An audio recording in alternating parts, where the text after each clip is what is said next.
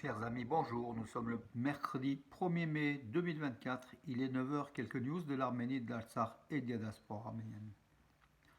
L'Arménie est sur la bonne voie, affirme le représentant permanent de la Turquie auprès de l'ONU, en parlant donc en fait des accords frontaliers entre Nikol Pachinian et Aliyev.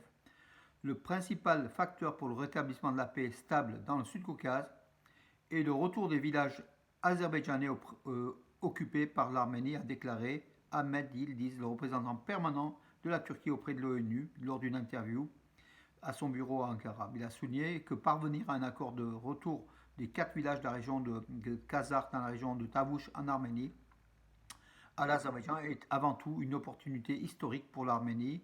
Il convient de noter que l'Arménie a pris conscience de sa responsabilité et va dans la bonne direction. Cela aurait avant tout un effet positif sur l'économie de ce pays, qui salue bien sûr la politique menée par Nikol Pachinian de concession des villages arméniens à l'Azerbaïdjan dans la région de Tavouch, qui ne plaît pas du tout à la nation arménienne. Voilà donc les éléments.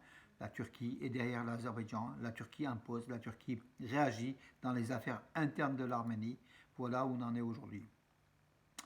Le député Vaken Alexanian, qui est du contrat civil, donc du groupe majoritaire au Parlement arménien, proche donc de Pachinian, a affirmé à propos de Robert Kocharyan, nous monterons votre chef, donc il parlait à Devon Kocharyan, le fils de Robert Kocharyan qui est député, nous monterons votre chef sur le lion et le renverrons d'où il vient. Voilà, donc c'est comment dirais-je, c'est assez bas comme comment dirais-je, déclaration, en montrant l'image du deuxième président de l'Arménie, Robert Kocharyan, en Afrique, monté sur un lion. Il faisait la chasse au lion, oui. Et voilà, donc en plein parlement arménien, le niveau du débat, malheureusement, il est très très bas. La secrétaire générale, la secrétaire générale du Conseil de l'Europe, Maria Pejkovic-Buric, a salué le début du processus de démarcation entre l'Arménie et l'Azerbaïdjan, comme la Turquie tout à l'heure, donc on l'a vu. Voilà. Alors, pardon, je vais vous demander juste 2 secondes. 1er mai, c'est la fête du travail. Logiquement, je ne devrais pas travailler, mes amis, mais pour moi, c'est pas un travail, c'est un hobby. C'est pour vous, c'est pour moi avant tout. Ça me fait plaisir de vous faire plaisir, de vous donner quelques infos de l'Arménie. Alat Mizoyan, donc le chef de la diplomatie arménienne, dans une interview donnée à la chaîne arabe Al Jazeera, il a affirmé qu'il y a certaines questions et problèmes dans les relations avec la Russie sur lesquels nous dialoguons. Il a aussi affirmé que, bien sûr, l'Arménie se rapproche de l'Union européenne, cherche des partenaires et se rapproche davantage effectivement de l'Occident, ce qui est sans doute une bonne chose. Voilà. Alors, le même Ararat Mirzoyan a affirmé que l'Arménie est toujours membre de l'OTC, mais nous ne voulons pas faire partie d'un mécanisme dysfonctionnel, dit Ararat Mirzoyan. Le mécanisme dysfonctionnel, il a affirmé, donc le ministre arménien des Affaires étrangères, toujours à la chaîne de télévision Al Jazeera, vous savez qu'il y a eu plusieurs invasions du territoire souverain de la République d'Arménie au cours de ces dernières années, et nous sommes membres de l'Organisation de traité de sécurité collective, dont la mission est de protéger les territoires souverains et les frontières des États membres. Voilà. Ainsi, lors de ces intrusions, lorsque ces intrusions sont produites, nous n'avons pas constaté d'action appropriée de la part de l'organisation à laquelle nous appartenons. Et il ne faut pas oublier non plus que l'OTSC est une alliance militaro-politique qui, comme je l'ai dit, vise à protéger les frontières des États membres. L'absence de réponse adéquate a soulevé des questions dans la société arménienne et nous ne voulons pas faire partie d'un mécanisme dysfonctionnel. Nous sommes toujours membres de l'OTSC, mais nous devons travailler pour que tous les mécanismes définis fonctionnent, et cela est nécessaire, a déclaré donc le chef de la diplomatie arménienne, pour dire que l'OTSC n'a pas fait ce qu'il fallait pour l'Arménie, donc pour protéger l'Arménie de l'invasion azérie à l'est de l'Arménie, l'Azerbaïdjan qui occupe à peu près 200 km² du territoire souverain de l'Arménie. D'ailleurs, puisque Nikol Pachinian a fait démarrer les démarcations frontalières par la région de Tavouch, quand il va descendre de plus en plus dans la région après Tavouch, ça c'est la région de Geralkunik, de Vayotsor, et du Syunik, et justement dans la région du Syunik, et même à Mayotte, et même dans la région de Karagounik d'ailleurs, ça posera un problème de cette démarcation frontalière, puisque la frontière souveraine de l'Arménie, les 29 800 km², dont à chaque fois il présentait la carte, Nikol Pachinian, ces 29 800 km², il y en a au moins 200 qui sont occupés par l'Azerbaïdjan, et lors de la démarcation frontalière, ça fera l'objet sans doute d'un conflit entre Bakou et Yerevan. On verra dans les semaines qui viennent, ça va se passer de toute façon. Alors, Ruben Rubinian a rencontré Jan Kuperman, qui a donc par rapport un délégué donc de sécurité donc de l'Union européenne qui était en Arménie donc hier pour discuter justement de l'Arménie, de la stabilité de l'Arménie. À ce propos-là, donc comme l'Europe va accorder 10 millions de dollars à l'Arménie pour sa défense, pour améliorer son système de défense, le Premier ministre hongrois, Orban, qui est pro-turc et pro-azéri bien sûr, puisque les Hongrois sont d'origine turque à l'origine. Ce sont des Magyars, des invasions des peuplades turco-mongoles venus s'installer en Europe occidentale, en Europe centrale du moins, il y a à peu près un millier d'années. Voilà, ce sont les Huns, les Hongrois, ce sont les Huns. Les Huns, c'est des peuples justement barbares de l'Asie centrale, apparentés aux Turcs, qui sont venus donc en Europe, la Hongrie. Voilà, Orban est proche justement c'est aussi un dictateur d'Aliyev. Voilà, il a sans doute commandité par l'Azerbaïdjan. Il refuse en tant qu'Européen, puisqu'il fait partie des 27 pays européens, il refuse l'octroi de l'Europe des 10 millions d'euros à l'Arménie, ce qui était une première. Voilà. Je ne sais pas jusqu'où il tiendra Orban, en tout cas. L'Europe a promis à l'Arménie cette aide et il faut qu'il y ait le vote de la totalité des 27 membres. Et si la Hongrie refuse, ça sera quand même un problème. Paris qui avait rappelé son ambassadrice à Bakou, Anne Boyon. Anne Boyon est désormais retournée à Bakou, donc après consultation.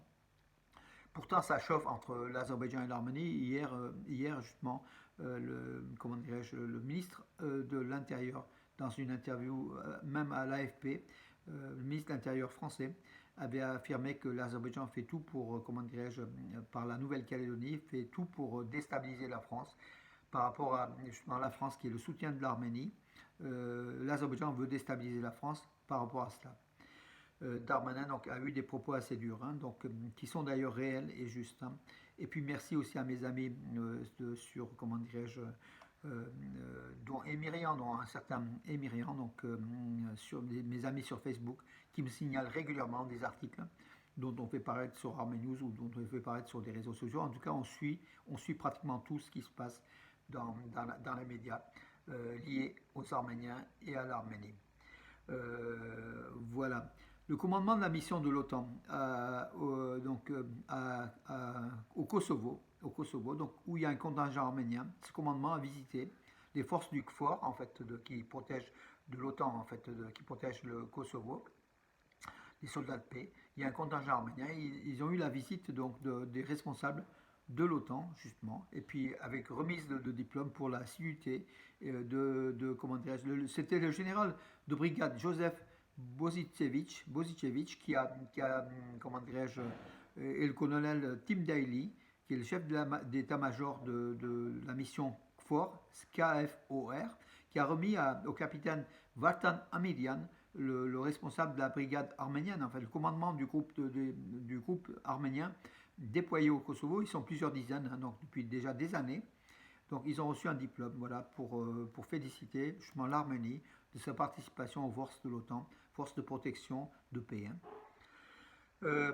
Entre-temps, donc les questions liées à la coopération bilatérale entre l'Arménie et la France en matière de défense et de l'Union européenne en matière de défense ont été donc discutées hier à Yerevan avec le ministre arménien de la Défense, Soulen Babikian, et Ronan Leglu, qui est membre de la commission des affaires étrangères et de défense des forces armées et des affaires européennes au Sénat français. C'est un sénateur qui était en Arménie hier, accompagné de l'excellent ambassadeur d'Arménie, de France en Arménie, Olivier de Cotigny, qui fait tout pour que l'Arménie ait sa défense. Voilà, on l'a rencontré ici à Valence. On a eu quand même des propos très intéressants en direct avec lui. En tout cas, la France fait tout et Olivier de Cotigny est pour beaucoup dans ces relations entre Yerevan et Paris, rapprochement énorme, et puis surtout la défense de l'Arménie, dont la France a pris une partie de la charge. Bravo, en tout cas, rencontre avec le ministre arménien de la Défense hier. Il a été discuté d'un certain nombre de choses. On verra après donc le résultat, et c'est vrai que la France, il y a des résultats qui se produisent déjà. Nicole Pachinian, le Premier ministre arménien, dans une intervention télévisée, il en fait de temps en temps, de la série Conversation sur l'État, il a expliqué comment les droits et les responsabilités des citoyens peuvent être flous. Voilà, donc il a donné un certain nombre de raisons sur le chemin, ces concessions territoriales, enfin cette démarcation territoriale. Pour lui, l'Arménie ne concède rien du tout, les 29 800 km² sont protégés, et que le destin de ces 4 villages, tout ce qui est azéri retournera à l'Azerbaïdjan, tout ce qui est arménien restera en Arménie, et pour lui, ça ne changera pas la frontière arméno-azéri. À voir. Bravo à l'UCOM. Et Ralph Herikian, son directeur pour l'Arménie, Ralph Herikian, qui fait aussi en dehors du business de l'UCOM, parce que c'est une société commerciale de téléphonie en Arménie, ils sont leaders. Voilà. Donc Ralph Herikian mène aussi à côté une mission de solidarité dans les villages arméniens. Là, il a installé 4 postes d'arrêt de bus dans la région de Tavouche, près de dans la communauté des communes de Ditchevan, chef-lieu du Tavouche, à la demande du maire d'Itchevan, Jakarian, donc qu'on connaît, qu'on a rencontré, puisque nous, Valence, on est jumelés avec Itchevan, Arthur Jakarian, voilà, et Ralph Elikian, gracieusement, a fait construire donc les 4 abris. Il a mis le Wi-Fi, donc le Wi-Fi avec l'accès direct donc à Internet gratuitement pour des personnes qui, en attendant leur autobus, peuvent aussi avoir donc le Wi-Fi gratuit, et puis voilà, être relié au monde, tout simplement.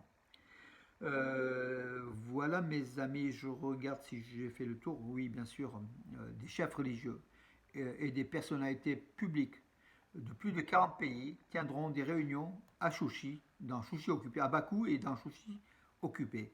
Voilà, ça aura lieu donc ça aura lieu sous peu, donc dans quelques jours, c'est sur ce mois de mai, le 6e forum mondial de dialogue interculturel à Bakou, donc et la ville occupée de Chouchi, avec 40 pays. Donc c'est ce qu'a annoncé le Cheikh-ul Islam Al-Shouhour Pachazadeh, qui est un très proche c'est plus un politique qu'un religieux, ce Pachazadeh, qui a pris des positions pro-Azéri, pro-Aliyev, de façon éhontée. La religion n'a rien à voir là-dedans. Il utilise les musulmans du Sud-Caucase, dont il est le représentant, pour essayer de faire valoir la diplomatie, la politique occupante de l'Azerbaïdjan, d'Aliyev. Il est aux ordres d'Aliyev, voilà. Et aussi, donc il a reçu aussi le soutien du patriarche Cyril de Moscou, en fait, le métropolite de Russie, qui est aujourd'hui Russie et Azerbaïdjan ont de très très bonnes relations, main dans la main, ils avancent contre le premier peuple chrétien au monde, qui a reconnu le christianisme comme religion d'État, l'Arménie et les Arméniens, et même l'orthodoxe Cyril, patriarche Cyril, agit contre les Arméniens en étant lié à cet usurpateur Pachazadeh, tout simplement. Voilà, donc ils vont aussi faire des conférences à Chouchi pour asseoir davantage la présence et l'occupation azérie sur une terre arménienne, la terre occupée de l'Artsakh. Voilà où on en est, mes amis, aujourd'hui. La religion est utilisée comme une arme politique, voilà, tout simplement. Alors que l'Artsakh continue d'être occupé, que ces 120 000 Arméniens ont été vidés en quelques jours sous la menace d'une épuration ethnique. La championne d'échecs, Lilith Mogotchian, pour l'Arménie, s'est qualifiée pour participer à la Coupe du Monde des échecs, voilà. Elle a eu un très très bon résultat lors des derniers championnats d'Europe. Elle a eu la 9e place, voilà, elle est qualifiée pour la Coupe du Monde féminine, alors que l'équipe d'Arménie, où il y avait Elina Danielian, Susanna Gaboyan et Mariam Mogotchian, n'ont pas été qualifiées malheureusement pour la Coupe du Monde, la finale de la Coupe du Monde. Voilà, l'élite Mogotchian y est, bravo à elle.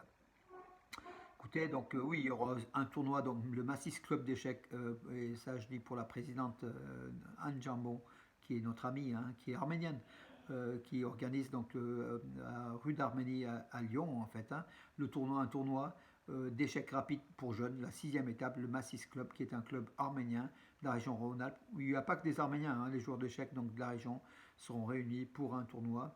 Donc vous aurez tous les éléments sur armenews.com, Nouvelles d'Arménie, voilà le site. Voilà mes amis, écoutez, j'en ai fait le tour pour aujourd'hui, un 1er mai, pluvieux, nuageux, mais bon, n'oubliez pas les muguets, bien sûr, sur la tradition, c'est devenu aussi un business, hein, tout simplement. En tout cas, faites tout pour vous faire plaisir, mes amis, pour vous donner donc cette journée donc non travaillée, que ça se passe de façon agréable, peut-être en famille en tout cas. Et pensons à l'Arménie, à l'Artsakh, aux Arméniens dans le monde qui souffrent encore. Une nouvelle fois, le peuple génocidé de 1915, le génocide continue encore. On est toujours opprimé, on demande toujours le droit du peuple arménien, tant en Artsakh qu'en Arménie, et puis le droit aussi des Arméniens de la diaspora comment dirais-je, à vivre avec, en osmose avec la mère patrie, l'Arménie, dont le ministère de la diaspora a été supprimé malheureusement par Pachinian aujourd'hui, qui a été remplacé par un politique qui fait un peu le tour des villes et qui n'a pas un grand succès de toute façon. Voilà mes amis pour aujourd'hui, je vous donne rendez-vous à demain et bonne journée.